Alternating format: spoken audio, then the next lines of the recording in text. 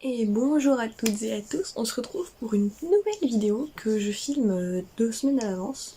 C'est une vidéo sur mes lectures LGBT, parce que pour ceux qui ne le sauraient pas, mais je pense que si vous êtes sur cette vidéo c'est que vous le savez, le mois de juin c'est le mois des fiertés, et du coup pour cette occasion je voulais faire une petite vidéo sur toutes les lectures LGBT que j'avais pu lire, que j'ai.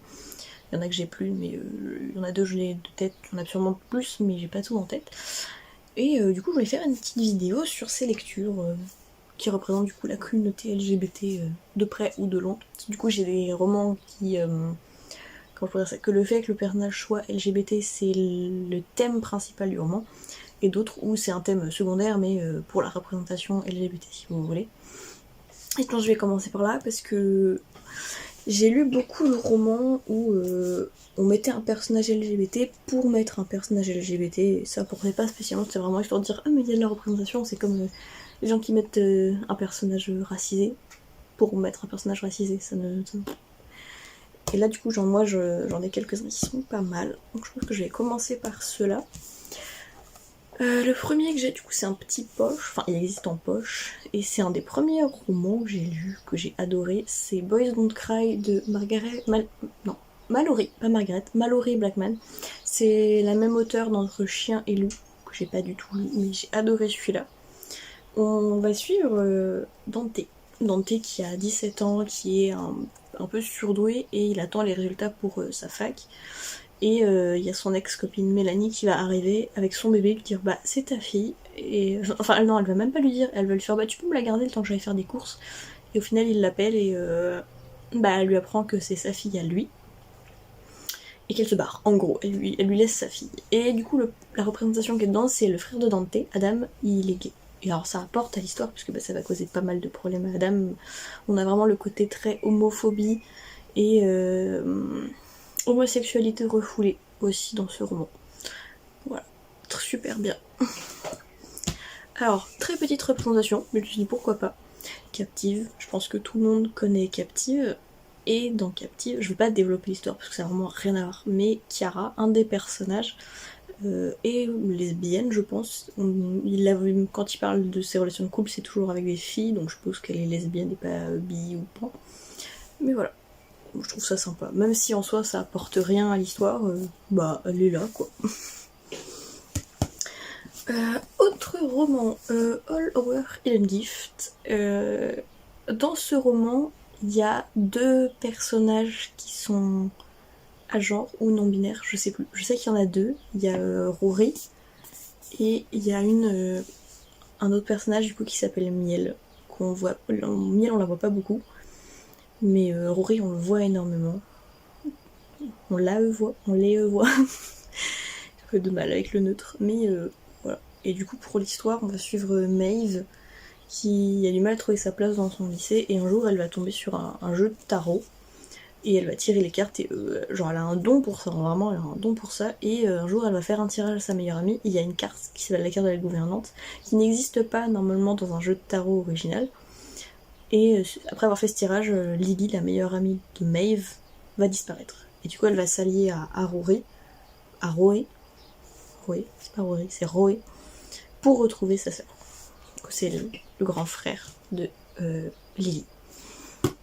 Et les deux derniers, c'est ces deux-là, ces deux bébés, Ash Falling for the Sky et du coup son préquel, Just Wanna Be Your Brothers. Je vais rien dire parce que ça va être du spoil, mais un des personnages de ce roman est bi, voilà. Et vaut mieux, si vous voulez les lire, vaut mieux commencer par la duologie Ash Falling for the Sky et après celui-là. Parce que du coup, ce qui se passe, genre, on est un peu au courant, mais on n'est pas au courant de tout. Et genre, sniff, c'est très triste. C'est des bad endings, c'est pas des happy endings. Donc à la fin, c'est toujours très sniff, mais incroyable. J'ai très envie de les relire, mais je n'ai pas le temps. Et du coup, au niveau... De toute façon, on va passer au roman où il y a de la représentation, genre, comment dire, où c'est le thème principal du roman, où c'est vraiment... Voilà. C'est pas un sous-thème. Au niveau des romances FF, j'ai tout ça. Et encore, il m'en manque un. Il me manque Enfin, il est pas FF totalement celui-là. J'ai lu Perfect on Paper, j'ai pas été hyper fan, mais ça reste quand même une bonne représentation LGBT. On suit une jeune fille qui est amoureuse de sa meilleure amie, et elle l'avoue pas, et elle est en gros propriétaire d'un casier où les gens leur racontent ses problèmes, elle leur envoie un mail anonymement pour les aider à régler leurs problèmes. Sauf qu'elle va tomber amoureuse d'un autre personnage qui va venir lui demander de l'aide après avoir découvert que c'était elle la propriétaire du casier. Personnage du coup masculin, c'est pour ça que je suis pas sûre que ce soit une romance FF. Genre, à la base elle est amoureuse de sa meilleure amie et au final elle tombe amoureuse d'un autre personnage. Mais voilà, c'était sympa, je mettrai la couverture là. C'est aux éditions Slalom je crois. Mais voilà, j'avais bien aimé mais j'en ai eu tellement d'autres que bah je l'ai vendu depuis. Ensuite, petit poche, j'ai avalé un arc-en-ciel. Celui-là, il est très très cool de Erwan J, édité chez PKJ. On suit Capucine. Capucine qui a 17 ans, qui est étudiante aux États-Unis. Elle est née en France, elle est française, mais elle habite aux États-Unis pour le travail de ses parents. Sa mère, du coup, est professeure là où elle étudie. Et elle va rencontrer une jeune fille, enfin une nouvelle élève dans son école, et au début elles vont être juste amies et elles vont devenir plus qu'amies. D'où le titre J'ai avalé un arc-en-ciel, en mode elle est devenue LGBT, puisque du coup le drapeau arc-en-ciel, le drapeau LGBT. Voilà, c'est très marrant, très choupi. Il y a un tome 2, mais en vrai, si vous lisez juste celui-là, ça suffit. Il n'y a pas forcément besoin de lire le tome 2 pour que ce soit... genre le tome 1 se suffit à lui-même, si vous n'avez pas envie de lire la suite. Et la suite j'ai beaucoup moins aimé, parce que ça part sur des bails un peu limite tromperie, donc péchu, mais très sympa le tome 1. Ensuite, j'ai lu 6 mois par an, je crois que c'est le premier romance FF que j'ai lu, et je suis trop fan. Déjà, le livre en lui-même, il est trop chou, il est trop beau. Et on suit Anna et Ro, alors il me semble que sur la couverture, si je me trompe pas, c'est Ro. C'est-à-dire qu'elles vont se rencontrer un peu par hasard au supermarché, c'est pareil, c'est hyper drôle et tout. Elles vont tomber amoureuses, sortir ensemble, et le dernier jour du mois d'août, c'est ce qui est mis dans le résumé, Anna elle s'endort à côté de Ro, et le lendemain matin quand elle se réveille, il n'y a plus de Ro. Genre, Ro a disparu, et plus personne ne se souvient d'elle, sauf Anna. Et genre pendant 6 mois, elle se dit mais c'est pas possible, j'ai pas rêvé quelqu'un, et au bout de 6 mois, Ro réapparaît. Et même elle est surprise du coup qu'Anna se souvienne d'elle, puisque normalement pendant 6 mois, tout le monde l'oublie. Alors il y a une explication, et je trouve que, genre, je savais pas trop comment l'auteur allait expliquer le fait qu'elle disparaisse et qu'elle réapparaisse. Et c'est un phénomène un peu paranormal, mais déjà c'est hyper original, j'y aurais jamais pensé. Et ouais, ça colle quoi, ça reste intéressant, et il y a un bon dénouement à ce mystère quoi. Voilà, hyper bien. Autre... J'en ai beaucoup de chez Hachette, je me rends compte. After Love. Alors la couverture, on voit moins bien parce qu'il y a la lumière, mais c'est pas tout rose, il y a un peu de nuance, mais du coup avec la lumière on voit pas du tout. After Love, c'est l'histoire de Ash et Poppy. Alors Ash c'est celle qui est là et Poppy c'est celle qui est là. Ash elle est lesbienne, elle l'a toujours su, elle est sortie qu'avec des filles, mais ça, sans jamais donner quoi que ce soit. Et Poppy, je sais plus. Poppy, je crois que c'est sa première copine, Ash. Et voilà, elles font leur petite vie, trop contentes, toutes choupinou. Et le jour de l'an, Ash, elle va dormir chez Poppy sans prévenir ses parents. Et ils se rendent compte qu'elle est pas chez eux, donc ils lui demandent de rentrer, ce qu'elle fait. Et elle va avoir un accident et mourir. Bon, ça c'est les 10 premières pages, peut-être bien. Elle se fait renverser par une voiture, et il y a une autre jeune fille qui va la chercher. T'es la dernière morte de l'année. Du coup elle est morte vraiment le 31 décembre à 23h59, et du coup tu vas devenir faucheuse. En gros voilà, c'est c'est dans notre réalité, mais dans notre réalité il y aurait du coup des faucheuses, et c'est la dernière personne qui meurt de l'année qui devient faucheuse de la zone où elle habite. Et Ash elle veut pas, parce que si elle accepte ça, elle doit oublier Poppy, qui est son seul et... enfin son grand amour, quoi. Parce que du coup, toutes ses autres copines, c'était pas... Et voilà. Elle veut pas. Et il y a un plot twist. Oh, j'ai pleuré ma race. horrible. J'ai eu du mal à me mettre dedans au début, mais à partir du moment où du coup elle meurt, c'est très triste comme ça, mais à partir du moment où elle meurt, ça devient intéressant, parce que quand t'as vraiment le passage du passé sur comment elles se sont rencontrées. C'est très choupi, mais un poil ennuyeux. Et dernière romance FF, pas des moindres, parce qu'en plus je l'ai en version collector, c'est Cendrillon est morte, et il est magnifique. Alors, Cendrillon est morte, comment je pourrais en parler? On va suivre Sophia. Donc Sophia, c'est la jeune fille sur la couverture, qui vit dans un monde où, en gros, le conte de Cendrillon n'est pas juste un conte, c'est un mode de vie. C'est-à-dire que les petites filles, toute leur vie, on leur relit le conte des Cendrillon, et on leur dit « mais toi aussi ça t'arrivera un jour ». Et dans ce monde, l'année de leur 16 ans, les filles vont à un premier bal où elles vont être choisies par un homme pour se marier, devenir mère, voilà. Et elles ont 3 chances, si au bout des 3 balles, donc jusqu'à leurs 19 ans, elles n'ont toujours personne, on ne sait pas ce qui leur arrive. On ne le sait pas. Petit problème, Sophia, ici présente, déjà ne croit pas au conte de Cendrillon, voilà. Et elle est amoureuse de sa meilleure amie, Erin. Et Erin est aussi amoureuse d'elle, sauf que elles ont des gros désaccords parce que du coup, Sophia veut fuir le château pour aller dans d'autres contrées où apparemment le pouvoir du roi ne s'étendrait pas. Le roi... je sais plus comment il s'appelle, le roi. J'ai pas envie de dire une bêtise parce que ça va être du spoil, parce que j'ai un nom en tête mais je sais que c'est pas celui-là. Mais voilà. Et ce qui va se passer, c'est que le soir du coup où elle doit aller au bal, il va y avoir... c'est-à-dire qu'il y a un garçon qui travaille avec ses parents, qui fait le cocher. Lui il est gay, et en soi c'est un homme, il est pas obligé d'y aller à cette cérémonie, c'est l'avantage d'être un homme. Si tu veux pas te marier, tu te maries pas et on s'en fout. Elle c'est une femme, elle a pas le choix. Et du coup il va à ce bal et en lui disant je sais que tu aimes ta meilleure amie, que tu aimes les filles, tu sais que j'aime les hommes, on va se marier pour la forme et on sera juste potes quoi. Et elle est en mode ouais ça me convient, ça me va, ok. Sauf que Sophia, il y a quelqu'un qui l'a dans sa ligne de mire, c'est un connard de son école, qui du coup va humilier l'autre gars, ça va finir en baston, et il va être emmené dans les cachots, le gars gay cool. Et du coup il demande à l'épouser, et elle n'a pas le droit de dire non. Du coup elle se barre. Elle se barre du bal, elle se fait pourchasser par les gardes, elle tombe dans les prisons, dans les geôles, et elle finit par s'échapper. Et elle va se retrouver au tombeau de Cendrillon, où elle va rencontrer Constance, l'unique héritière de Cendrillon, par le biais des méchantes sœurs. Vous voyez les 2 méchantes sœurs, Anastasia et Bergamote. Je suis vraiment pas sûre du nom de la deuxième. Voilà, elle est fille d'une de ces 2 sœurs, et on apprend en fait que le conte de Cendrillon, c'est pas du tout ce que c'est. Enfin, dans cette version-là en tout cas, les sœurs sont pas méchantes. Elles l'ont jamais été, Cendrillon n'a jamais voulu se marier, tout n'était qu'un piège, et le prince charmant du coup a embelli ça pour faire ce qu'il voulait du monde, et du coup Sophia et Constance vont devoir sauver le monde, sauver leur ville en tout cas de l'emprise du roi, et comprendre pourquoi le roi, pourquoi c'est pas un héritier, parce que le roi il pourrait se marier, avoir une femme, avoir un enfant qui l'hérite, et non en fait c'est toujours un enfant choisi à l'extérieur du pays, et c'est très très bizarre, et l'explication elle est pareil incroyable. Alors là c'est du fantastique à l'état pur, mais incroyable, j'ai adoré. Et vu que j'ai les pris en collector, je suis très contente.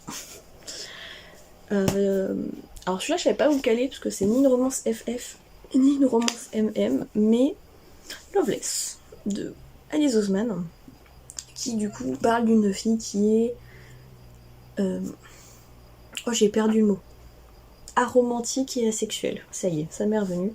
Qui donc ne ressent pas de sentiments amoureux, ni de désir sexuel plus que ça. Donc on suit Georgia, qui est le personnage principal de ce roman. Et elle n'a jamais eu de crush, jamais eu de petite amie, jamais embrassé personne. Mais elle est passionnée de romans d'amour, de films d'amour, de trucs comme ça. Elle se dit mais moi aussi en fait moi aussi je veux que ça m'arrive. Et à l'université, quand elle rentre à l'université avec ses 3 meilleures amies, elle leur en parle du fait qu'elle veut tomber amoureuse, et du coup ça crée un peu le bordel parce que il y a un de ses meilleurs amis qui est amoureux d'elle et qui lui dit, et elle va se retrouver dans un club LGBT de son université où elle va apprendre à se connaître. J'ai eu du mal à me mettre dedans, parce que moi je lis beaucoup de romans avec de la romance justement, donc le fait qu'il n'y en ait pas du tout, ça m'a moins fait rentrer dans ma lecture, mais ça reste vraiment très sympa, très bien expliqué. Il y a des personnages incroyables, genre... c'est hyper bien. Même si ça va, j'ai pas autant accroché. Hop, et du coup, maintenant on passe aux romances MM, et là il y en a eu beaucoup plus, et encore il m'en manque, parce que j'en ai vendu un. J'ai vendu... et ils meurent tous les deux à la fin.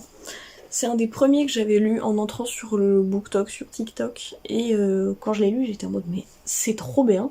Et en fait depuis j'en ai lu plein, et je me suis dit c'était sympa mais sans plus, donc je l'ai vendu. Voilà, je me dis quitte à ne pas apprécier tant que ça, autant que ce soit quelqu'un qui adore, qui l'ait dans sa bibliothèque, ça a plus de sens. Mais du coup, pour situer un peu, eux ils meurent tous les deux à la fin, pardon. On va suivre deux personnages qui vont recevoir l'appel, c'est une société où en gros quand tu vas mourir on te prévient dans la journée pour que tu vives tes 24 heures comme si, comme ton dernier jour quoi, que tu fasses ce que tu as envie de faire pendant 24 heures et que tu vives pas une journée normale en sachant pas que tu vas mourir. Et il y a une application qui s'appelle Dernier Ami, et ils vont se rencontrer via cette application, passer leur journée ensemble, faire des conneries, bouffer n'importe quoi. Et ça finit en romance MM, mais c'est vraiment 2 chapitres. Mais voilà, il y a une énorme hype autour, et maintenant j'ai l'impression que les gens sont plus en train de tacler ce livre. Alors, il est sympa, hein, mais voilà, il y a mieux. Allez, on passe au chouchou. Bon, on parlait d'Alice Oseman, Heartstopper. Je pense pas avoir besoin spécialement d'en parler, parce que c'est quand même vachement connu avec la série et tout. Mais voilà, puis c'est fait sous forme de petites BD. Voilà, trop bien. Puis voilà, une romance MM avec les deux personnages qui sont là. Voilà, je vais pas développer plus que ça. Une bricasse de chez Lumen, c'est My Dear Fucking Prince de Kazem McKiston, qui est connu sous le nom de Red Blue Royal, je crois que c'est ça le nom anglais. Ensuite, 2 personnages masculins, donc Alex Claremont Diaz, qui est ce personnage-là, qui est le fils de la présidente des États-Unis, et le prince Henry, du coup prince d'Angleterre, qui peuvent pas trop supporter, ça me pose spécialement, et ils vont se retrouver, à cause de leur conneries, un petit peu, à devoir se côtoyer assez régulièrement, et à devenir amis. On doit d'abord devenir amis, et plus que ça. Voilà, c'est vraiment ça même, hein, donc... très cool, et les chapitres ils font 50 pages, ils sont giga longs. J'ai mis très grave du temps à le lire. Il fait 600 pages. Bon, après chez Lumen c'est souvent des briques. Donc un petit que j'ai vraiment trouvé très très sympa, c'est Un si joli désastre de Sophie Gonzalez, qui est édité chez PKJ. Je l'avais hyper bien aimé, il est trop... genre l'ambiance elle est incroyable. En gros on suit ces 2 personnages là qui s'appellent Holly et Will, et ils vont se rencontrer en vacances d'été, être clairement amoureux à ce moment-là. Sauf que Holly devait être que de passage pour l'été parce que sa grand-mère est malade, et en fait l'état de sa grand-mère ne s'améliore pas, donc Holly doit rester l'année. C'est-à-dire qu'il s'installe dans sa maison de vacances, plutôt que de rester avec les vacances, il va s'installer là pour l'année. Et il prévient Will par message en mode ah je reste, je vais habiter ici pendant 1 an. Et pas de réponse. Holly le blacklist, l'ignore. Il dit bon tant pis. Il arrive à son lycée, tout se passe bien. Et sur qui il tombe dans son nouveau lycée? Will. Et il comprend très rapidement que si Holly est très ouvert si lui-même il est très ouvert avec sa sexualité, que tout le monde sait qu'il y est, c'est pas le cas de Will. Will, tout le monde le pense hétéro. Et je trouve ça trop chou parce qu'il y a un personnage qui est hyper méchant avec Holly au début, quand il leur parle de Will. Et en fait, tu comprends après que elle voulait pas que Will se fasse out par quelqu'un d'autre. Et genre, j'ai trouvé ça trop chou et hyper compréhensif, genre. Mais voilà, très très cool. Et je crois qu'il est pas... Ouais, c'est écrit vachement gros. Et il n'y a pas il y a pas énormément de pages, il y en a dans les 300. Donc ça se lit hyper bien. On a parlé de Ash Falling for the Sky, alors comment ne pas parler de ces 2 bébés-là. La nuit où les étoiles se sont éteintes et le jour où le soleil ne s'est plus levé. Alors ces 2 histoires, c'est la même histoire, sauf que celle-ci on l'a du point de vue de Finn, et celle-ci on l'a du point de vue de Nate. Mais sinon c'est la même histoire, c'est-à-dire que il y a quelques chapitres où du coup ils sont chacun de leur côté, et on n'a pas du coup le point de vue de l'autre, donc on apprend des choses, mais incroyable. Je sais pas comment vous l'expliquer, genre côté Finn, on suit du coup Finn qui déménage, qui se retrouve à vivre chez son oncle parce que sa mère est en prison, il peut pas rester tout seul, donc il déménage chez son oncle, et il veut pas, parce que du coup c'est très très loin de la prison où est sa mère. Sa mère elle est en prison pour une très bonne raison que je vais pas dire, parce que du coup ça spoilerait le côté très dark de Finn. Mais voilà, Finn a un très lourd passé, sa mère est en prison pour avoir essayé de le sauver de ce passé. Et il le vit très mal et il va se retrouver dans un nouveau lycée où il va rencontrer un petit groupe de 4 potes dont fait partie Nate. Et Nate, lui, voilà, il est gay, il veut l'assumer, mais son père ne veut pas. Son père n'assume pas le fait que son propre fils soit gay et il le rejette pour ça. Et du coup, genre Nate, il a très peu confiance en lui, il va coucher avec des inconnus en se faisant passer pour quelqu'un de plus âgé pour avoir l'impression de se sentir aimé. Et donc tous les deux, en fait, c'est deux pauvres gars tout brisés qui vont se rencontrer et s'aimer beaucoup. Voilà, j'adore. C'est très triste ça aussi, mais contrairement à Johnny for the Sky, ça finit bien, même s'il y a un gros coup de lip à la fin. Ma pile de livres va tomber. Et le dernier, c'est The Sky Blues de Robbie Couch, que j'ai pareil en toc-toc. Je sais plus s'il y a... ouais, il y a des petits nuages dedans. Voilà, un petit toc-toc tout beau. Je l'avais acheté totalement par hasard, j'étais tombée dessus, je me suis dit oh il est beau, ça a l'air chouette, ça a l'air LGBT et tout. Et on suit du coup ce garçon, qui est Sky Baker, qui est gay, et tout le monde le sait, et il se fait clairement emmerder pour ça, il y a un petit con dans son école qui le harcèle. Il vit plus avec ses parents, parce que pareil, enfin son père n'est plus là je crois, et sa mère ne veut pas qu'il soit gay, n'assume pas qu'il soit gay, elle tente de le faire aller en thérapie de conversation. Et du coup il habite chez sa meilleure amie, genre dans le sous-sol de sa meilleure amie, de chez sa meilleure amie, et dans ce sous-sol il a ce qui s'appelle le mur, en gros il y a un mur où il fait tous les plans pour inviter son crush au bal, et un jour la photo de ce plan va être, enfin il y a une photo qui va être prise de ce plan et qui va être divulguée sur internet avec une phrase horrible, et une photo du coup de lui et de son crush, qui a été prise sans qu'ils soient tous les deux au courant, avec une phrase horrible qui est du type on dirait bien que le terroriste il est pédé lui aussi, parce que du coup son crush il est arabe, je crois, en tout cas il est racisé, c'est pas un homme blanc, et pendant une semaine Sky décide de ne plus aller en cours parce que c'est horrible, genre c'est du harcèlement pur et dur, et il s'en veut aussi que déjà il assume pas le fait que son mur ait été dévoilé parce qu'il n'avait pas parlé ses sentiments à son crush, et que ça se retourne contre son crush alors qu'il a rien demandé,